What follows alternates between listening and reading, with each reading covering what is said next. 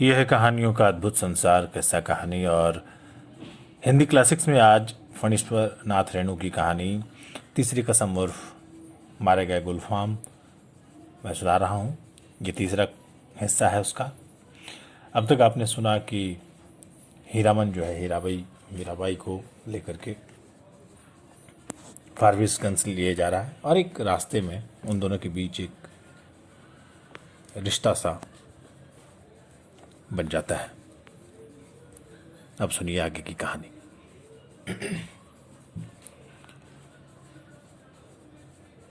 फारबिसगंज तो हीरामन का घर द्वार है। न जाने कितनी बार वो फारबिसगंज आया है। मेले की लदनी लादी है किसी औरत के साथ। हाँ, एक बार उसकी भाभी जिस साल आई थी गौने में, इसी तरह तिरपाल से गाड़ी को चारों ओर से घेर कर बासा बनाया गया था। हीरामन अपनी गाड़ी को तिरपाल से घेर रहा है गाड़ीवान पट्टी में। सुबह होते ही रौता नौटंकी कंपनी के मैनेजर से बात करके भर्ती हो जाएगी हीराबाई। परसों मेला खुल रहा है। इस बार मेले में पाल चट्टी खूब जमी है। बस एक रात, आज रात भर हीरामन की गाड़ी में रहेगी वो। हीरामन की गाड़ी में नहीं, घर में। कहाँ की गाड़ी है? कौन हीरामन? किस मेले से? किस चीज की लदनी है? गांव समाज के गाड़ीवान एक दूसरे को खोज कर आसपास गाड़ी लगाकर बासा डालते हैं। अपने गांव के लालमोहर, धुन्नीराम और पलटदास वगैरह गाड़ीवानों के दल को देखकर हीरामन अचकचा गया। उधर पलटदास टप्पर में झांक कर भड़का, मानो बाघ पर नजर पड़ गई। हीरामन ने इशारे से सभी को चुप किया, फिर गाड़ी की ओर कनखी मारकर फुसफुसाया, चुप, कंपनी की औरत है, नौटंकी कंपनी की। कंपनी की? एक नहीं, अब 4 हीरामन। चारों ने अचरज से एक दूसरे को देखा। कंपनी नाम में कितना असर है। हीरामन ने लक्ष्य किया, तीनों एक साथ सटकदम हो गए। लाल मोहर ने जरा दूर हटकर बतियाने की इच्छा प्रकट की, इशारे से ही। हीरामन ने टप्पर की ओर मुंह करके कहा, होटल तो खुला नहीं होगा, कोई हलवाई के यहां से पक्की ले आवे। हीरामन, जरा इधर सुनो, मैं कुछ नहीं खाऊंगी अभी, लो तुम खाओ। क्या है? पैसा? इस पैसा देकर हीरामन ने कभी फारबिसगंज में कच्ची पक्की नहीं खाई। उसके गांव कितने गाड़ीवान हैं किस दिन के लिए, वो छू नहीं सकता पैसा। उसने हीराबाई से कहा, बेकार, मेला बाजार में हुज्जत मत कीजिए, पैसा रखिए। मौका पाकर लालमोहर भी टप्पर के करीब आ गया। उसने सलाम करते हुए कहा, 4 आदमी के भात में 2 आदमी खुशी से खा सकते हैं, बासा पर भात चढ़ा हुआ है। हम लोग एक ही गांव के हैं, गौवा गिरावन के रहते होटल और हलवाई के यहाँ थोड़े खाएगा हीरामन। हीरामन ने लालमोहर का हाथ टिप दिया, बेसी भचर भचर मत करो। गाड़ी से 4 रस्सी दूर जाते जाते धुन्नीराम ने अपने कुल बुलाते हुए दिल की बात खोल दी। तुम भी खूब हो हीरामन, उस साल कंपनी का बाघ, इस बार कंपनी की जनानी। हीरामन ने दबी आवाज में कहा, भाई रे, ये सब हम लोगों के मुल्क की जनाना नहीं कि लटपट बोली सुनकर भी चुप रह जाए। एक तो पश्चिम की औरत, इस पर कंपनी की। धुन्नीराम ने अपनी शंका प्रकट की, लेकिन कंपनी में तो सुनते हैं पतुरिया रहती है। तक सभी ने एक साथ उसको दुरदुरा दिया, कैसा आदमी है, पतुरिया रहेगी कंपनी में भला? देखो इसकी बुद्धि, सुना है, देखा है कभी नहीं। धनीराम ने अपनी गलती मान ली। पलटदास को बात सोची, हीरामन भाई, जनाना जात अकेली रहेगी गाड़ी पर, कुछ भी हो जनाना आखिर जनाना है, कोई जरूरत ही पड़ जाए। ये बात सभी को अच्छी लगी। हीरामन ने कहा, बात ठीक है, पलट तुम लौट जाओ, गाड़ी के पास ही रहना और देखो गपशप जरा होशियारी से कहना। हाँ।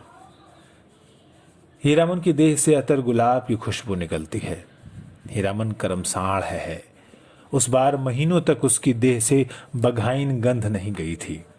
लालमोहर ने हीरामन की गमछी सूली। हीरामन चलते चलते रुक गया। क्या करें लालमोहर भाई, जरा कहो तो, बड़ी जिद करती है, कहती है नौटंकी देखना ही होगा। फोकट में? और गांव नहीं पहुंचेगी ये बात? हीरामन बोला, नहीं जी, एक रात नौटंकी देखकर जिंदगी भर बोली ढोली कौन सुने। देसी मुर्गी विलायती चाल? धुनीराम ने पूछा। फुकट में देखने पर भी तुम्हारी भौजाई बात सुनाएगी। लालमोहर के बासा के बगल में एक लकड़ी की दुकान लाद कर आए हुए गाड़ीवानों का बासा है।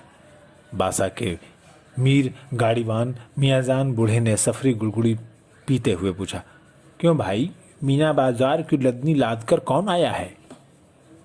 मीना बाजार? मीना बाजार तो पतुरिया पट्टी को कहते हैं। क्या बोलता है ये बूढ़ा मियाँ? लालमोहर ने हीरामन के कान में फुसफुसा कर कहा, तुम्हारी देह मह मह महकती है सच में।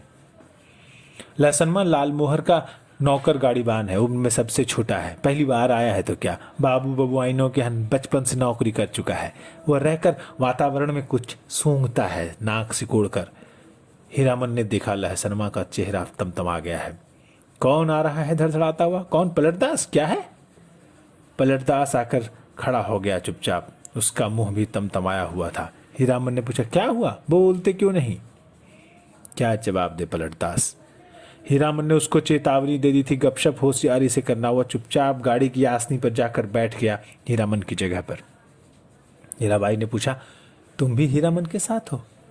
पलटदास ने गर्दन हिलाकर हामी भरी। हीराबाई फिर लेट गई। चेहरा मोहरा और बोली बानी देख सुनकर पलटदास का कलेजा कांपने लगा, न जाने क्यों। हाँ, रामलीला में सिया सुकुमारी इसी तरह थकी लेटी हुई थी। जय श्यावर रामचंद्र की जय। पलटदास के मन में जय जयकार होने लगा। वो दास वैष्णव है, कीर्तनिया है। थकी हुई सीता महारानी के चरण टीपने की इच्छा प्रकट की उसने, हाथ की उंगलियों के इशारे से, मानो हारमोनियम की पटरियों पर नचा रहा हो। हीराबाई तमक कर बैठ गई। अरे पागल है क्या, जाओ भागो। पलटदास को लगा गुस्साई हुई कंपनी की औरत की आंखों से चिंगारी निकाल रही है। छटक छटक वो भागा। पलटदास क्या जवाब दे? वो मेला से भी भागने का उपाय सोच रहा है।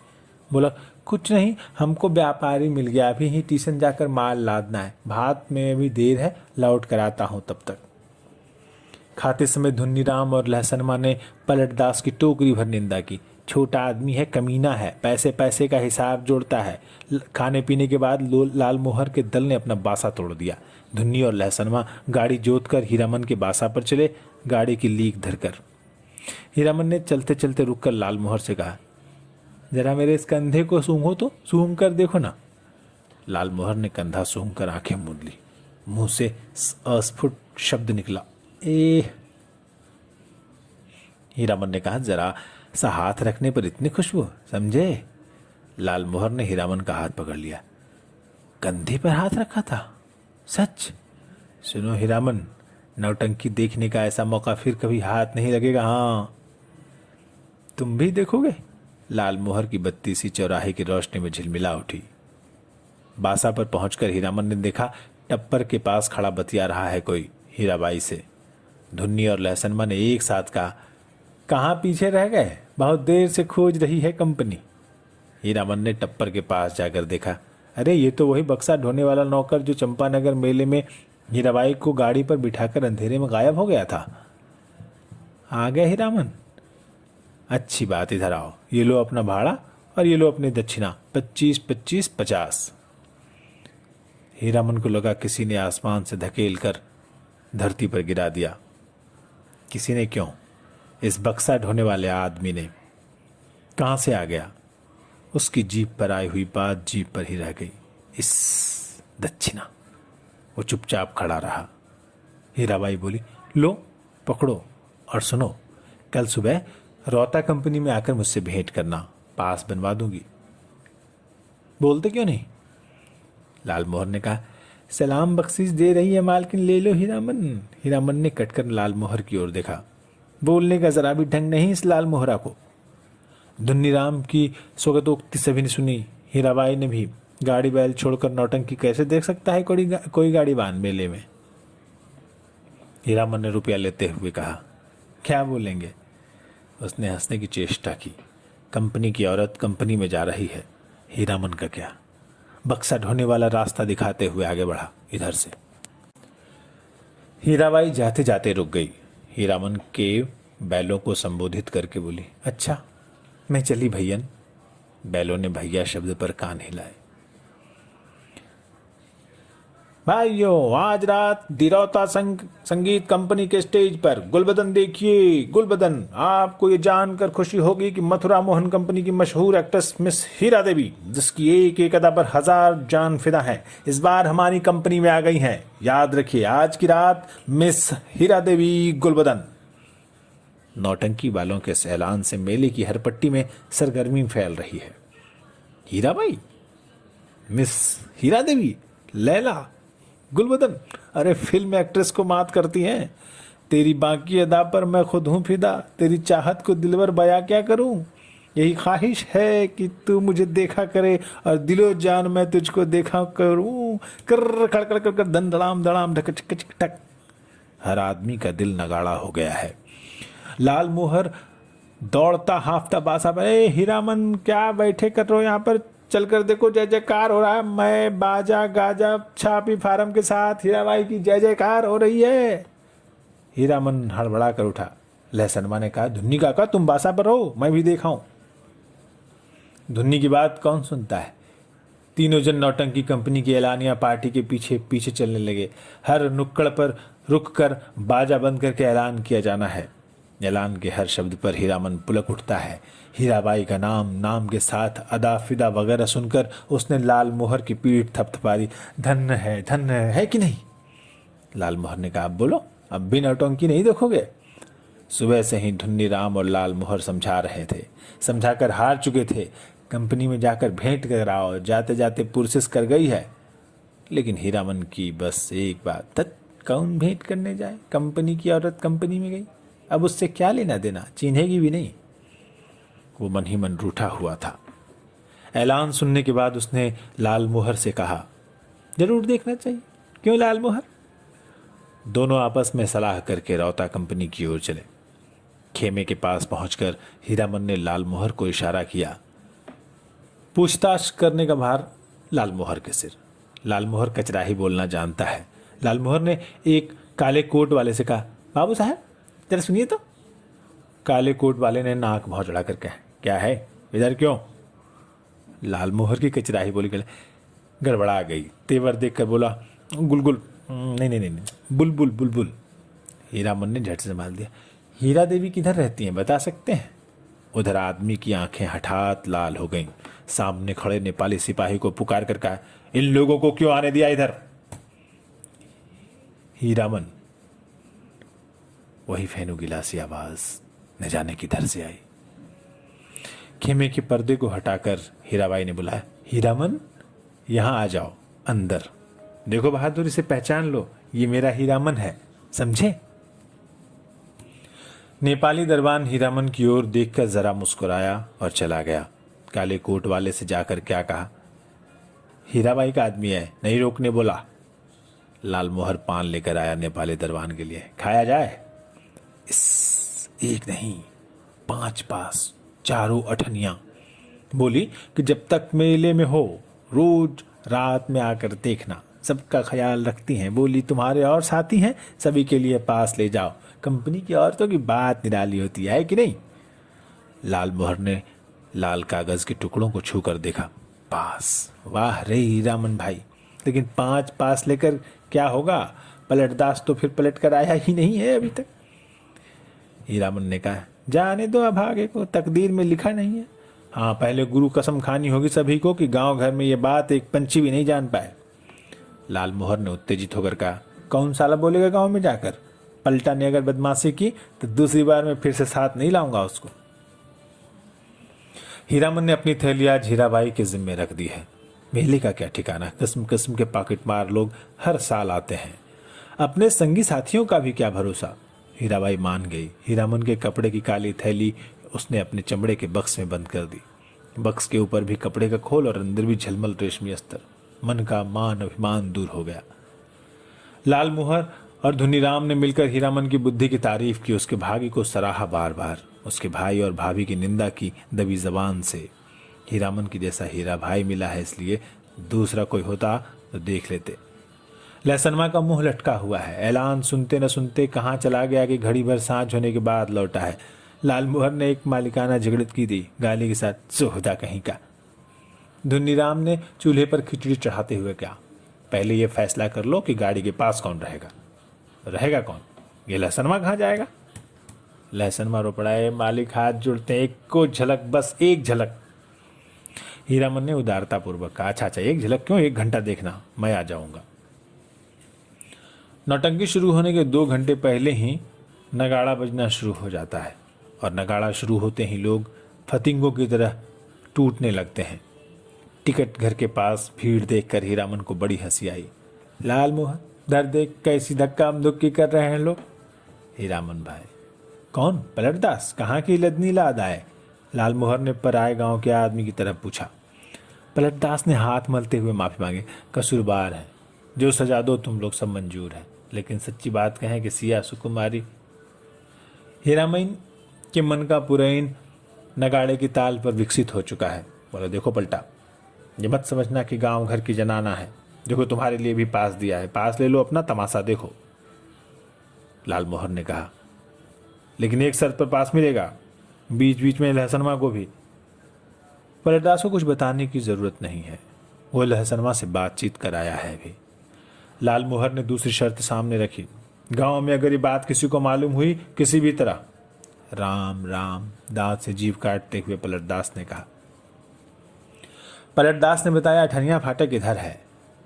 फाटक पर खड़े दरबान ने हाथ से पास लेकर उनके चेहरे को बारी बारी से देखा। ये तो पास है, कहाँ से मिला? अब लाल मोहर की कचराही बोली सुने कोई। उसके तेवर देखकर दरबान घबरा गया। मिलेगा कहाँ से? अपनी कंपनी से पूछ लीजिए जाकर। 4 ही नहीं, देखिए एक और है। जेब से 5वां पास निकाल कर दिखाया लाल मोहर ने। 1 रुपया वाले फाटक पर नेपाली दरबान खड़ा था। हीरामन ने पुकार कहा, ए सिपाही दाजू, सुबह को ही पहचानवा दिया और अभी भूल गए। नेपाली दरबान बोला, हीराबाई का आदमी है सब, जाने दो, पास है तो फिर काय को रोकता है। अठनिया दर्जा। तीनों ने कपड़ घर को अंदर से पहली बार देखा। सामने कुर्सी बेंच वाले दर्जे हैं, पर्दे पर राम बनगमन की तस्वीर है। पलटदास पहचान गया। उसने हाथ जोड़कर नमस्कार किया। पर्दे पर अंकित राम, सिया सुकुमारी और लखन लला को जय हो जय हो। पलटदास की आंखें भर आई। हीरामन ने कहा, लाल मोहर, छापी सभी खड़े हैं या चल रहे हैं? लाल मोहर अपने बगल में खड़े दर्शकों से जान पहचान कर चुका है। उसने कहा, खेला अभी पर्दा के भीतर है, अभी जमनिका दे रहे हैं लोग जमाने के लिए। पलटदास ढोलक बजाना जानता है, इसलिए नगाड़े के ताल पर गर्दन हिलाता है और दिया सलाई पर ताल काटता है। बीड़ी आदान प्रदान करके हीरामन ने भी एक आध जान पहचान कर ली। लाल मोहर के परिचित आदमी ने चादर से देह ढकते हुए कहा, नाच शुरू होने में भी देर है, तब तक एक नींद ले लें। सब दर्जा से अच्छा अठनिया दर्जा, सबसे पीछे सबसे ऊंची जगह पर है, जमीन पर गर्म पुआल, कुर्सी बेंच पर बैठकर इस सर्दी के मौसम में तमाशा देखने वाले भी घुस घुस कर उठेंगे चाय पीने। उस आदमी ने अपने संगी से कहा, खेला शुरू होने पर जगा देना। नहीं नहीं, खेला शुरू होने पर नहीं, हिरिया जब स्टेज पर उतरे हमको जगा देना। हीरामन के कलेजे में जरा आंच लगी।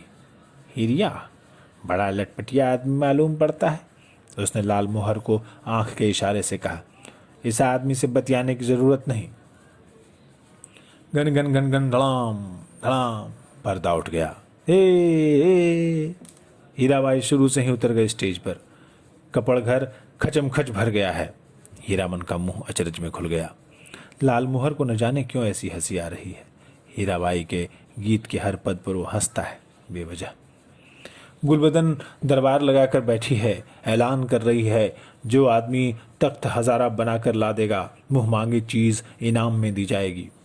अजी है कोई ऐसा फनकार जो हो जाए तैयार बनाकर लाए तख्त हजारा कर किड़ दड़ाम।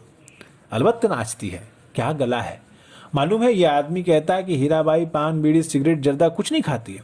ठीक कहता है, बड़ी नीम वाली रंडी है। कौन कहता है कि रंडी है? दांत में मिस्सी कहाँ है? पाउडर से दांत धो लेती होगी। हरगिज नहीं। कौन आदमी है बात की करता है, कंपनी की औरत को पतुरिया कहता है। तुमको बात क्यों लगी? कौन है रंडी का भड़वा? मारो साले को, मारो। हो हल्ले के बीच हीरामन की आवाज कपड़ घर को फाड़ रही है। आओ एक एक के गर्दन उतार लेंगे। लाल मोहर दुलाली को पटापट पीटता जा रहा है सामने वाले लोगों को। पलटदास एक आदमी की छाती पर सवार है। साला सिया सुकुमारी को गाली देता है, वो भी मुसलमान होकर। धुनीराम शुरू से ही चुप था। मारपीट शुरू होते ही वो कपड़ घर से बाहर भाग गया। काले कोट वाले नौटंकी के मैनेजर नेपाली सिपाही के साथ दौड़े आए। दारोगा साहब ने हंटर से पीट पीट कर शुरू किया। हंटर खाकर लाल मोहर तिलमिला उठा। कचराही बोली में भाषण देने का, दारोगा साहब मारते हैं मारिए, कोई हर्ज नहीं, लेकिन ये पास देखिए, एक पास पॉकेट में भी है, देख सकते हैं हुजूर, टिकट नहीं पास। तब हम लोगों के सामने कंपनी की औरत को कोई बुरी बात करे तो कैसे छोड़ देंगे। कंपनी के मैनेजर को समझ में आ गई सारी बात। उसने दारोगा को समझाया, हुजूर मैं समझ गया, ये सारी बदमाशी मथुरा मोहन कंपनी वालों की है, तमाशे में झगड़ा खड़ा करके कंपनी को बदनाम। नहीं हुजूर, इन लोगों को छोड़ दीजिए, हीराबाई के आदमी है, बेचारी की जान खतरे में है, हुजूर से कहा था ना। हीराबाई का नाम सुनते ही दारोगा ने तीनों को छोड़ दिया, लेकिन तीनों की दुलाई छीन ली गई। मैनेजर ने तीनों को 1 रुपए वाले दर्जे में कुर्सी पर बिठाया। आप लोग यहीं बैठिए, पान भिजवा देता हूँ। कपड़ घर शांत हुआ और हीराबाई स्टेज पर लौट आई। नगाड़ा फिर घनघना उठा। थोड़ी देर बाद तीनों को एक ही साथ धुन्नी राम का ख्याल आया। अरे धुन्नी राम कहाँ गया? मालिक ओ मालिक, लहसनवा कपड़ घर के बाहर चिल्लाकर पुकार रहा, ओ लाल मोहर मालिक। लाल मोहर ने तारा स्वर में जवाब दिया है, इधर से, एक टकिया फाटक से। सभी दर्शकों ने लाल मोहर की ओर मुड़कर देखा। लहसनवा को नेपाली सिपाही लाल मोहर के पास ले गया। लाल मोहर ने जेब के पास निकाल कर दिखा दिया। लहसनवा ने आते ही पूछा, मालिक कौन आदमी क्या बोल रहा था, बोलिए तो जरा, चेहरा दिखला दीजिए उसकी एक झलक। लोगों ने लहसनवा की चौड़ी और सपाट छाती देखी। जाड़े के मौसम में भी खाली देह, चेले चाटी के साथ हैं ये लोग। लाल मोहर ने लहसनवा को शांत किया। तीनों चारों से मत पूछे कोई नौटंकी में क्या देखा, किस्सा कैसे याद रहे। हीरामन को लगता था हीराबाई शुरू से उसी की ओर टकटकी लगाकर देख रही है, गा रही है, नाच रही है। लाल मोहर को लगता था हीराबाई उसी की ओर देखती है। वो समझ गई है हीरामन से भी ज्यादा पावर वाला आदमी है लाल मोहर।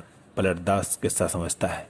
किस्सा और क्या होगा, रामायण की ही बात। वही सीता, वही राम, वही लखनलाल, वही रावण। सिया सुकुमारी को राम जी से छीनने के लिए रावण तरह तरह का रूप धर कर आता है। राम और सीता भी रूप बदल लेते हैं। यहाँ भी तख्त हजारा बनाने वाला माली का बेटा राम है, गुलबदन सिया सुकुमारी है, माली के लड़के का दोस्त लखन लला है, और सुल्तान है रावण। धुनीराम को बुखार है तेज। लहसनमा को सबसे अच्छा जोकर का पार्ट लगा है। चिरैया तह के लेके न जैवे नरहट के बजरिया। वह उस जोकर से दोस्ती लगाना चाहता है। नहीं लगावेगा दोस्ती जोकर साहब। हीरामन को एक गीत की आधी कड़ी हाथ लगी है, मारे गए गुलफाम। कौन था ये गुलफाम? हीराबाई रोती हुई गा रही है, जी हाँ मारे गए गुलफाम, टिडी बेचारा गुलफाम। तीनों को दुनाली वापस देते हुए पुलिस के सिपाही ने कहा, लाठी दुआली लेकर नाच देखने आते हो? दूसरे दिन मेले भर में यह बात फैल गई। मथुरा मोहन कंपनी से भाग कर आई है हीराबाई, इसलिए इस बार मथुरा मोहन कंपनी नहीं आई है, उसके गुंडे आए हैं। हीराबाई भी कम नहीं, बड़ी खिलाड़ औरत है। 13 देहाती लठैत पाल रही है। वह भी मेरी जान भी कहे तो कोई मजाल है। 10 दिन, दिन रात, दिन भर भाड़ा ढोता हीरामन। शाम होते ही नौटंकी का नगाड़ा बजने लगता। नगाड़े की आवाज़ सुनते ही हीराबाई की पुकार कानों के पास मंडराने लगती, भैया, मीता, हीरामन, उस्ताद, गुरुजी। हमेशा कोई न कोई बाजा उसके मन के कोने में बजता रहता दिन भर। कभी हारमोनियम, कभी नगाड़ा, कभी ढोलक और कभी हीराबाई की पैजनी। उन्हीं साजों की गत पर हीरामन उठता बैठता चलता फिरता। नौटंकी कंपनी के मैनेजर से लेकर पर्दा खींचने वाले तक उसको पहचानते हैं, हीराबाई का आदमी है। पलटदास हर रात नौटंकी शुरू होने के समय श्रद्धापूर्वक स्टेज को नमस्कार करता, हाथ जोड़कर। लाल मोहर एक दिन अपनी कचराही बोली सुनाने गया था हीराबाई को। हीराबाई ने पहचाना ही नहीं। तब से उसका दिल छोटा हो गया है। उसका नौकर लहसनमा उसके हाथ से निकल गया है। नौटंकी कंपनी में भर्ती हो गया है। जोकर से उसकी दोस्ती हो गई है। दिन भर पानी भरता है, कपड़े धोता है, कहता है गाँव में क्या है जो जाएंगे। लाल मोहर उदास रहता है। धुनीराम घर चला गया है बीमार होकर। हीरामन आज सुबह से 3 बार लदनी लाद कर स्टेशन आ चुका है। आज न जाने क्यों उसको अपनी भौजाई की याद आ रही है। धुनीराम ने कुछ कह तो नहीं दिया है बुखार की झोंक में। यहीं कितना अटर पटर बक रहा था। गुलबदन, तख्त हजारा, लहसनमा मौज में है। हीराबाई दिन भर उसको देखती। कल कह रहा था, हीरामन मालिक तुम्हारे अकबाल में खूब मौज में हूँ। हीराबाई की साड़ी धोने के बाद कठौते का पानी अत्तर गुलाब हो जाता है, उसमें अपनी गमछी डुबा कर छोड़ देता हूँ। लो सूंघोगे। हर रात किसी न किसी के मुंह से सुनता है हीराबाई रंडी है, कितने लोगों से लड़े हुआ, बिना देखे ही लोग कैसे कोई बात बोलते हैं। राजा को भी लोग पीछे पीछे गाली देते हैं। आज वो हीराबाई से मिलकर कहेगा नौटंकी कंपनी में रहने से लोग बहुत बदनाम करते हैं, सर्कस कंपनी में क्यों नहीं काम करती, सबके सामने नाचती है। हीरामन का कलेजा तप तप चलता रहता है उस समय। सर्कस कंपनी में बाघ को उसके पास जाने की हिम्मत कौन करेगा। सुरक्षित रहेगी हीराबाई। किधर की गाड़ी आ रही है? हीरामन, ए हीरामन भाई। लालमोहर की बोली सुनकर हीरामन ने गर्दन मोड़कर देखा। क्या लाद कर लाया है लालमोहर? अरे तुमको ढूंढ रही है हीराबाई, स्टेशन पर जा रही है। एक ही सांस में सुना गया। लालमोहर की गाड़ी पर आई है मेले से। जा रही है? कहाँ? हीराबाई रेलगाड़ी से जा रही है। हीरामन ने गाड़ी खोल दी। माल गोदाम के चौकीदार से कहा, भैया जरा गाड़ी बैल देखते रहिए, आ रहे हैं। उस्ताद, जनाना मुसाफिर खाने के फाटक के पास हीराबाई ओढ़नी से मुंह हाथ ढककर खड़ी थी। थैली बढ़ाती हुई बोली, लो। हे भगवान, भेंट हो गई। चलो, मैं तो उम्मीद खो चुकी थी, तुमसे अब भेंट नहीं हो सकेगी। मैं जा रही हूँ गुरुजी। बक्सा ढोने वाला आदमी आज कोट पतलून पहनकर बाबू साहब बन गया है। मालिकों की तरह कुलियों को हुक्म दे रहा है, जनाना दर्जा में चढ़ाना, ठीक है। हीरामन हाथ में थैली लेकर चुपचाप खड़ा रहा। कुर्ते के अंदर से थैली निकाल कर दी है हीराबाई ने। चिड़िया की देह की तरह गर्म है थैली। गाड़ी आ रही है। बक्सा ढोने वाले ने मुंह बनाते हुए हीराबाई की ओर देखा। उसके चेहरे का भाव स्पष्ट है। इतना ज्यादा क्या है? हीराबाई चंचल हो गई। बोली, हीरामन इधर आओ अंदर। मैं फिर लौट कर जा रही हूँ मथुरा मोहन कंपनी में। अपने देश की कंपनी है। बनेली मेला आओगे ना? हीराबाई ने हीरामन के कंधे पर हाथ रखा, इस बार दाहिने कंधे पर। फिर अपनी थैली से रुपया निकालते हुए बोली, एक गर्म चादर खरीद लेना। हीरामन की बोली फूटी इतनी देर के बाद, इस हरदम रुपया पैसा, रखिए रुपया, क्या करेंगे चादर? हीराबाई का हाथ रुक गया। उसने हीरामन के चेहरे को गौर से देखा। फिर बोली, तुम्हारा जी बहुत छोटा हो गया है। क्यों मीता? महुआ घटवारिन को सौदागर ने खरीद जो लिया है गुरुजी। गला भर आया हीराबाई का। बक्सा ढोने वाले ने बाहर से आवाज दी, गाड़ी आ गई। हीरामन कमरे से बाहर निकल आया। बक्सा ढोने वाले ने नौटंकी के जोकर जैसा मुंह बनाकर कहा, प्लेटफार्म से बाहर भागो, बिना टिकट के पकड़ेगा तो 3 महीने की हवा। हीरामन चुपचाप फाटक से बाहर जाकर खड़ा हो गया। स्टेशन की बात, रेलवे का राज, नहीं तो इस बक्सा ढोने वाले का मुंह सीधा कर देता हीरामन। हीराबाई ठीक सामने वाली कोठरी में चढ़ी। इतना टान। गाड़ी में बैठकर भी हीरामन की ओर देख रही है, टुकुर टुकुर। लालमोहर को देखकर जी जल उठता है। हमेशा पीछे पीछे ये हरदम हिस्सेदारी सूझती है उसे। गाड़ी ने सीटी दी। हीरामन को लगा उसके अंदर से कोई आवाज निकल कर सीटी के साथ ऊपर की ओर चली गई।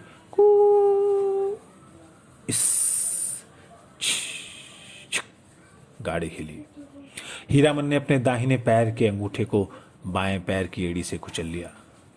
कलेजे की धड़कन ठीक हो गई। हीराबाई हाथ की बैंगनी साफी से चेहरा पोंछती है। साफी हिलाकर इशारा करती है, अब जाओ। आखिरी डब्बा गुजरा। प्लेटफॉर्म खाली, सब खाली, खोखले, मालगाड़ी के डब्बे, दुनिया ही खाली हो गई। हीरामन अपनी गाड़ी के पास लौट आया। हीरामन ने लालमोहर से पूछा, तुम कब लौट रहे हो गाँव? लालमोहर बोला, अभी गांव जाकर क्या करेंगे, यहाँ तो भाड़ा कमाने का मौका है। हीराबाई चली गई, मेला अब टूटेगा। अच्छी बात, कोई सामान देना है घर पर? लालमोहर ने हीरामन को समझाने की कोशिश की, लेकिन हीरामन ने अपनी गाड़ी गांव की ओर जाने वाली सड़क की ओर मोड़ दी।